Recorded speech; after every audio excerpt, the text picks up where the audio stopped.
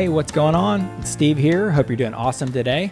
I've got a cool video I think you're going to like if you're into looping or, musical gear, guitars and keyboards and stuff like that, making music. Maybe you're a one-person, gig out there. Or you own this. It's the Boss RC-600 looper. It's that red pedal over there on the right by my feet.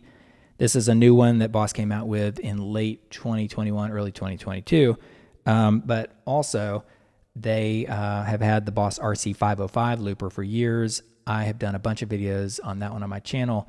But as a guitarist primarily, even though I got a keyboard here, that's a Fender Jazzmaster and a Fender bass, which I'm going to play. I'm going to build a song here for you to show you what I'm talking about.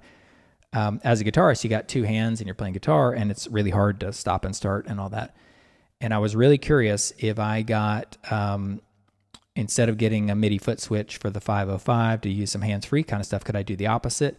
Could I get this Boss RC-600 down there, which is a 6-track looper. It's got all these built-in effects and really cool stuff. It's super powerful and a bunch of inputs and outputs on the back. Could I use a keyboard like this one here to not only control virtual instruments like this, got a GarageBand going on right there, piano, but could I also use some of these buttons and knobs and faders to control the RC-600? And totally worked. I'm pumped. So if you've been researching this or thinking about it, I didn't want to have a separate MIDI device with all sorts of stuff. I just wanted to play piano, play bass, and play guitar, and be able to control everything. And this is like my one-stop shop. It worked out great. So I'm going to explain that, and I'm going to build a live looping song, sort of rough and quick. It's not meant to be perfect, but I'm going to do it. And I'll go to this little zoom-in cam in a minute when I do, and I'll explain. I'll even go way closer than that. I'll grab the phone. But it's really sweet. So I'm going to do that. I'm going to build the song first, and then afterwards I'm going to show you how I mapped like some of the MIDI CC stuff. And I'm not good at this kind of stuff. Like I like to play music. I ran a MIDI output cable from the keyboard to the Boss input, the input of the Boss RC-600, but I barely know what MIDI CC stands for. I think it means control change, but maybe it's cornhole championship or something. I don't know. First, I encourage you, grab some earbuds or headphones, because I like to do stuff in super wide stereo. I'll give you an example of that.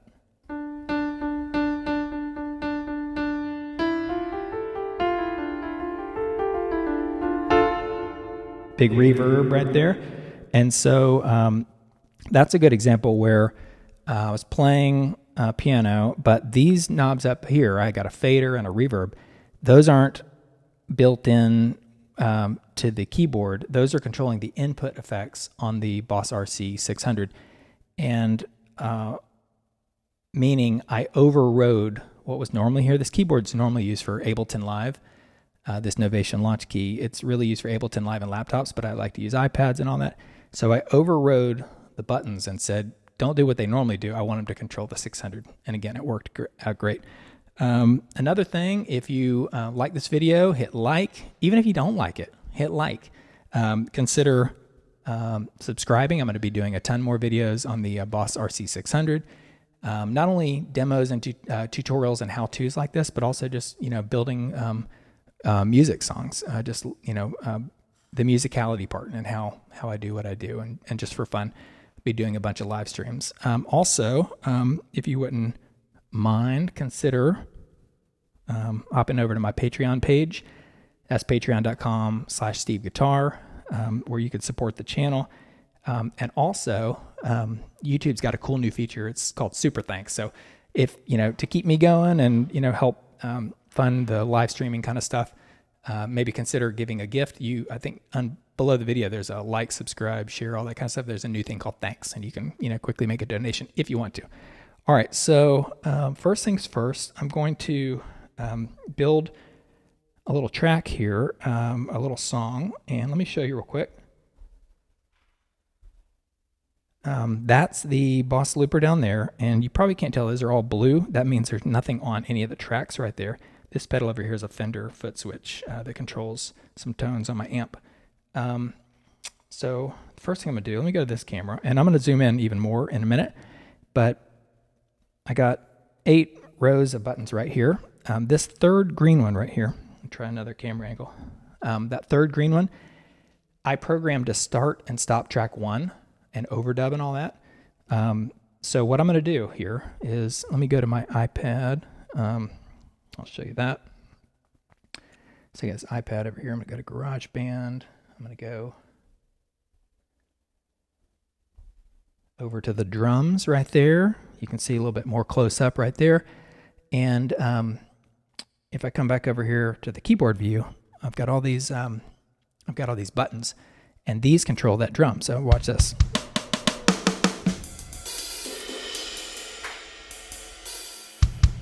So really sweet. I can use these drum pads to control the iPad. I think I accidentally just started recording a track, so let me clear that out.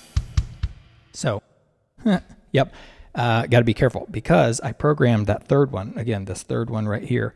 I programmed that to start recording on track 1. So I think I accidentally just hit that. So here's what I'm going to do. Let me think about it. I have a click track that I can raise up and down temporarily. So I'm going to raise it up temporarily, and I'm going to build a drum track that sort of goes like this.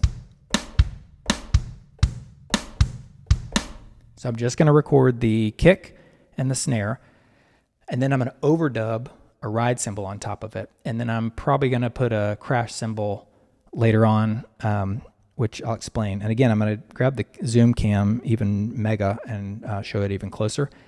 But for now, what I'm going to do is I'm going to record on track 1. Now, what I could normally do, if I didn't have this keyboard set up to record on track 1, I would just have to hit that button. And by the way, I've got, if you own the 600, you can set it up different ways. I've got mine set up to be, those are all tracks 1 through 6, not the stop, the record play for track 1 and the stop for track 1. These aren't track 2, those aren't track 3. I've got 1, 2, 3, 4, 5, 6. That's for a different video. So normally, if I didn't have the keyboard, I would hit that button right there on track 1 to start recording, and I'd hit it again to overdub or play or stop. But what I'm going to do is use my hands. So this button way over here on the right, you can't see it, is an all stop start. This is my starting the track, but I'm going to turn up that rhythm volume. I've got my rhythm volume programmed right there. So let me try this real quickly. I'm going to do, this is a Smith song. Not going to tell you the name of it. Leave a comment if you know it. And I'm going to do a second video where I just sort of jam over it. So you'll see it there. So, all right. So if I hit this third button, it's going to start recording on track 1, but it's going to give me a 4-bar click in. So here we go. I'm going to try it out.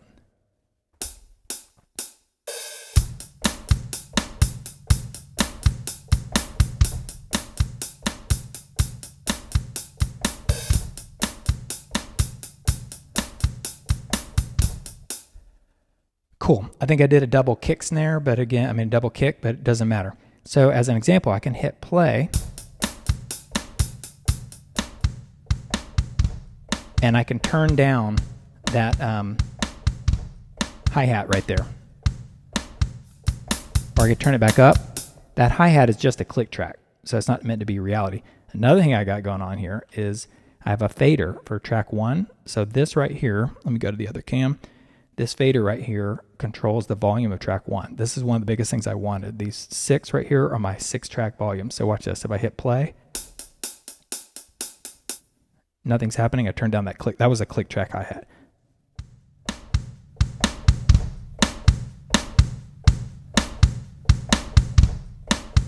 So again, I got a double kick snare right there, but no big deal. Doesn't matter because this is just a rough song. So I got a drum, but what I want to do is add a little ride cymbal. I'm going to practice real quick. It's just a practice run. Ready? And I'm going to move the ride cymbal over to the right side.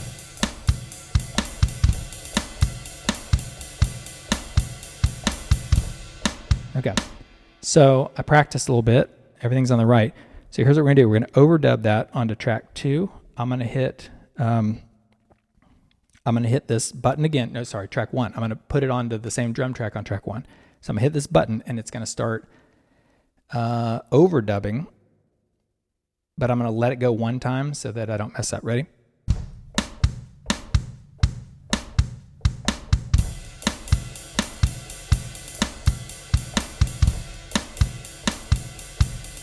Done. I just overdubbed. Let me get it back to center. I overdubbed a ride cymbal on top of the first one. So now, without any click track, I got a pretty decent drum track going. Besides that double kick. All right, so let me do this. I'm going to grab my bass guitar behind me and put a little bass track. Actually, what I'm going to do is I'm going to go show my iPad view here. I'm going to go to my piano.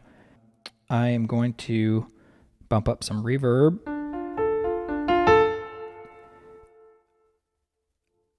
So there's two ways to record a track. You can do it instantly, meaning right when you click, you better be ready to play, and right when you click, you're stopping. Or you can record a blank track. I like to record a blank track. This isn't a full demo on how to build songs with a looper. I'm just going to show you real quickly that what I'm going to do, I'm going to show you my foot view right here. I'm going to record a blank track. I'm going to let the first one play through once, and then I'm going to, in fact, I'll come back to my hands real quick. I'm going to, I could count it, but I can probably just do it in my head. This part right here.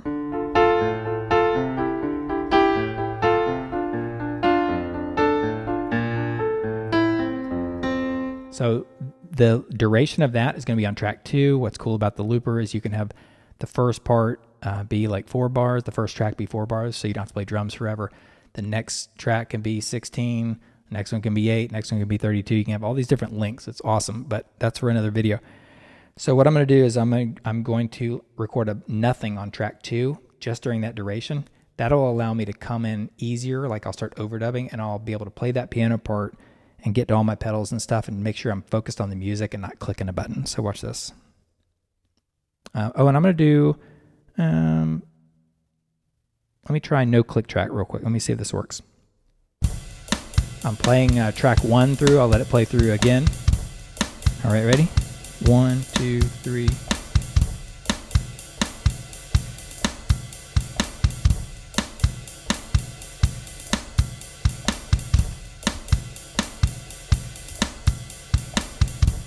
All right, so track 1 is playing, and it's time for me to record track 2. Ready?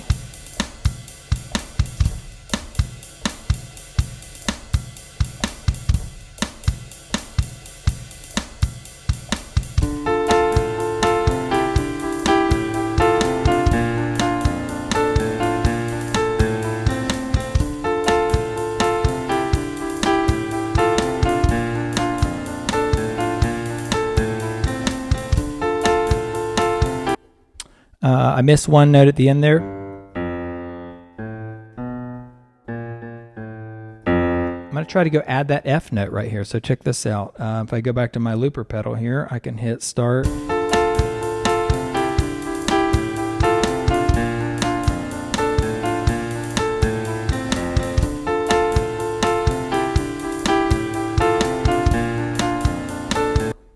Sweet.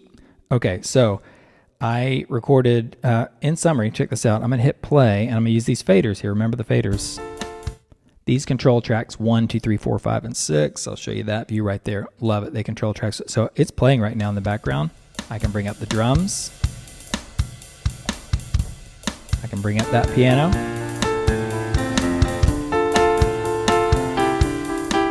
And I can bring them sort of down.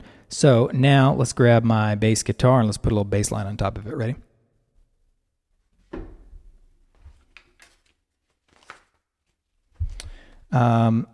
Can't remember if I mentioned this. If I can get this untangled. This is a Smith song from the 80s. I won't say what the name is, but if somebody can get it, put it in the comments. I'm going to do a second video where I talk about that. See what I got here. Got a little wireless thing going on here. I'm going to do a practice run, okay? What's cool is now I can practice before I put it on track 3. Ready?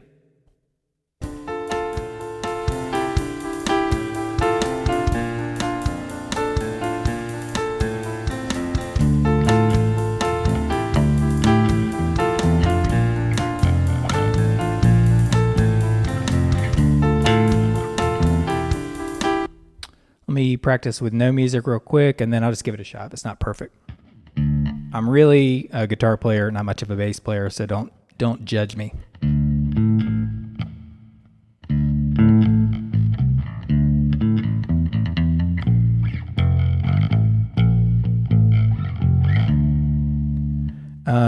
And I'll work on my bass tone and all that another time. So here we go. I'm going to give it a try.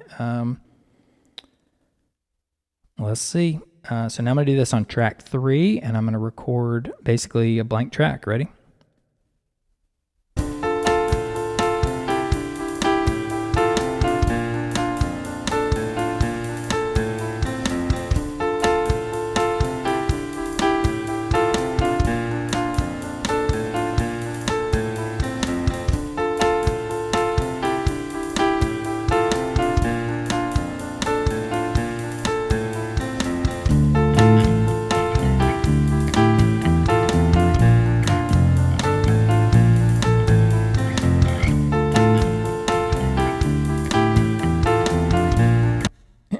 Pretty cool. That was on track 3. I could isolate that. Check this out. I'll work on my bass tone and all that, but I can bring them all in. So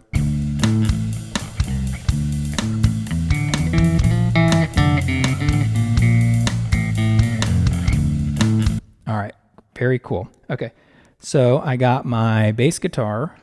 I got my piano.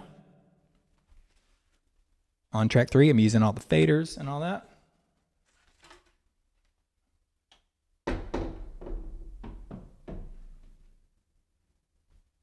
As I bang that dude around, and now I'm going to grab the Jazzmaster. We'll try to add some wide stereo kind of stuff.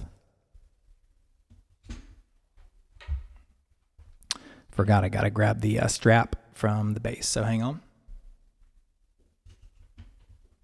I'll give you some background music, and as a bonus, I'll show you this cool track effect for my filter. Ready?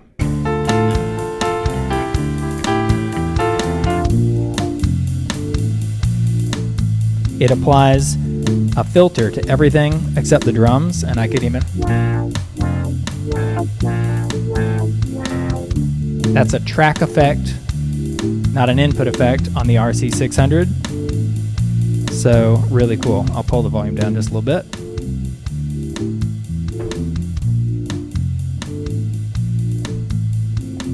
I got another strap here somewhere, so I won't do that again.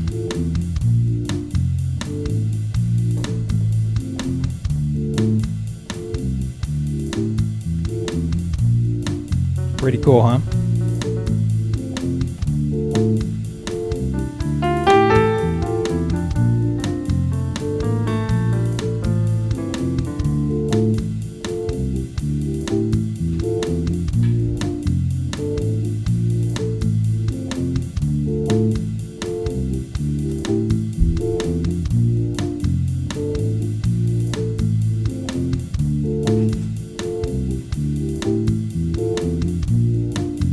On this switcher here, I can also start a multi-camera like loop. Check this out. Every 5 seconds.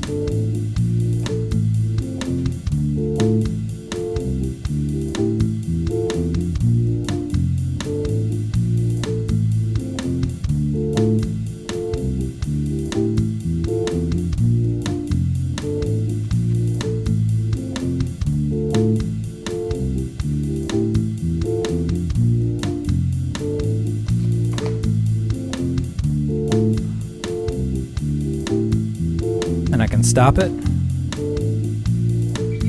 I switched to a different tone on my amp. Let's try it out.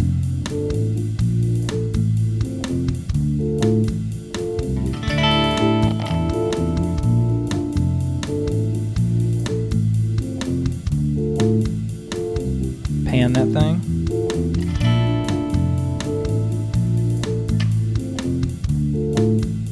All right, so got to think about what I'm doing. I'm going to add a 4th track right here.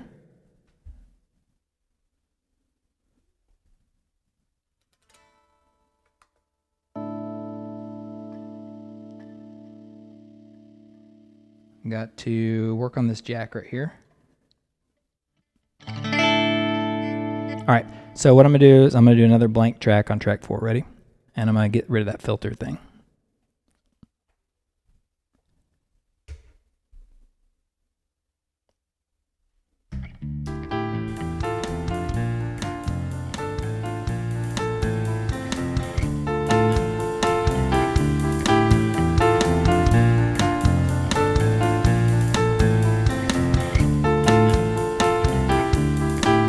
I messed up. Let me start another blank track. Ready? I'm doing this part with my feet, but I'm still controlling the volumes and everything. So here we go.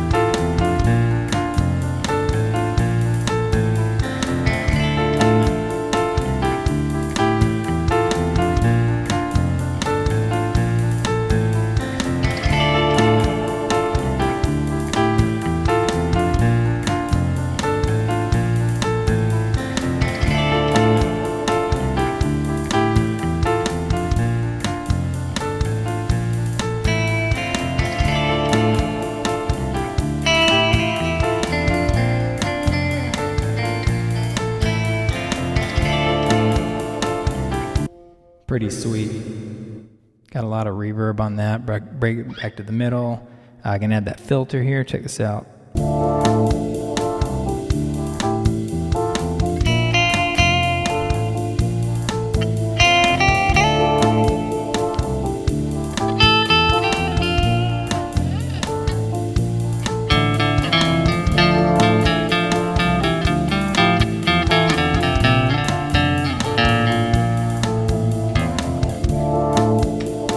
A lot of fun right there.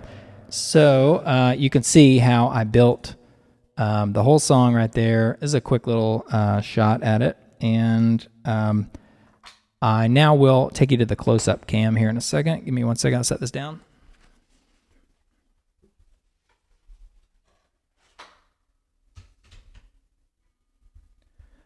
All right, so with that out of the way, let me take you, grab this little close-up.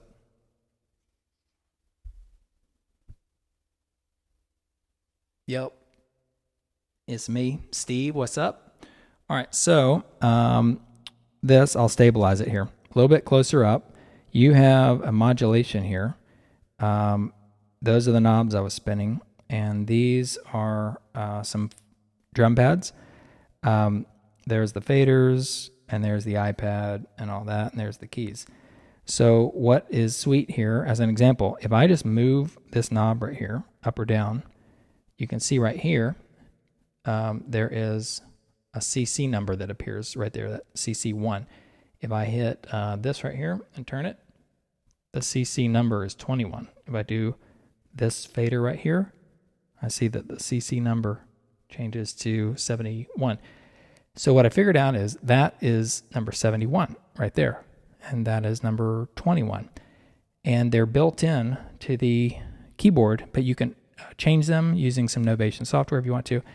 But what I figured out is here is if this is number 70, what is that?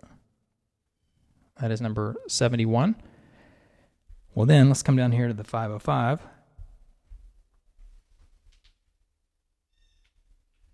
Sorry, I call it the 505, the 600. So really what you have here are some assigns that I'll show you. Let me get my microphone out.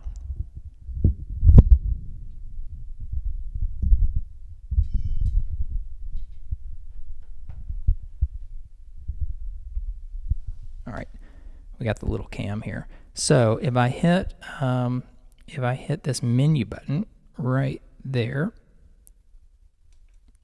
pulls up this screen right here. You got some menu options. Hang on, I'm one-handed. And there, see the assign? So if I click that assign, you have 6 assigns. Let me see if I can hold it a little bit differently.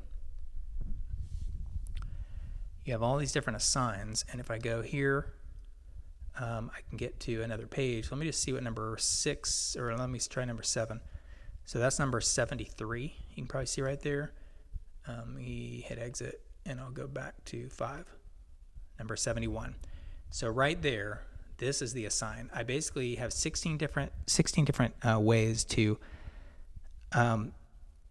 16 different options, and an assign is basically telling the RC-600 when something happens, do something else. So what this says is it's on, it's powered, when MIDI CC number 71, which again is that fader up there on my keyboard, when something happens on it, sometimes I change that momentary or toggle, then what I want to happen is I want it to change track 1 level. I could make it say track 2 play, record play, or something like that, or a bunch of other stuff.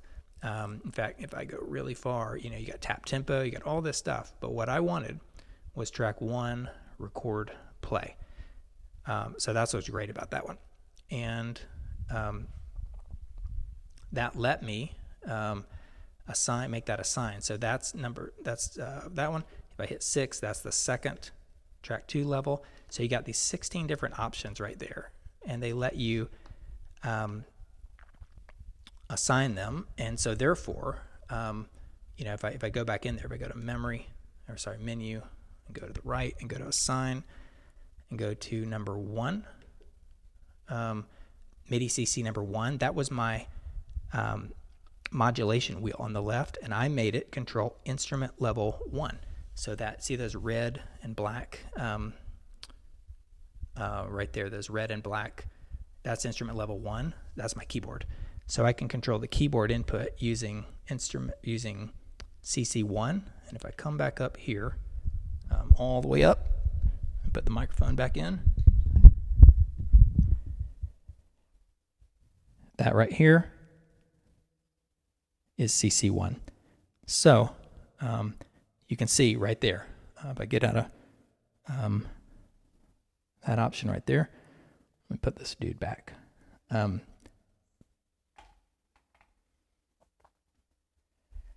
You use the MIDI assigns to use CC commands. So when a CC happens up here, when a MIDI command happens up here, it does something else on the keyboard. So I have volume, my keyboard volume. I've got my pan. I've got my reverb. I've got that rhythm track. I've got that filter. I have 6 volume faders for each of the tracks. Let me go back to the middle. 6 faders. I have my microphone volume, I have my guitar volume, and I've got a master volume, and I got an all start stop. And then right here I have a record track 1 and 2 that helps me do those drum tracks, record track 1. So that's all 16. So I'll dive deeper in future videos. For now, let me play out here with a little bit of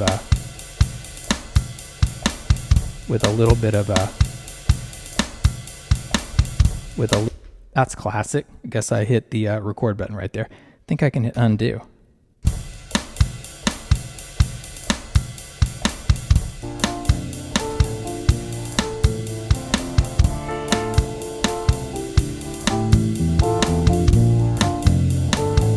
Nice.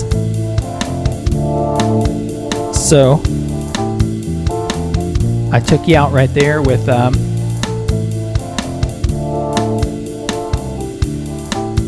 took you out there with a little bit of music. So I hope you enjoyed it. A little bit crazy as a live demonstration right here. But let me know what you think in the comments. Leave some messages. And again, love it if you hit like, subscribe, share, support. If it's helpful, you can click that super thanks below or whatever. And I will catch you next time in some more videos. Later.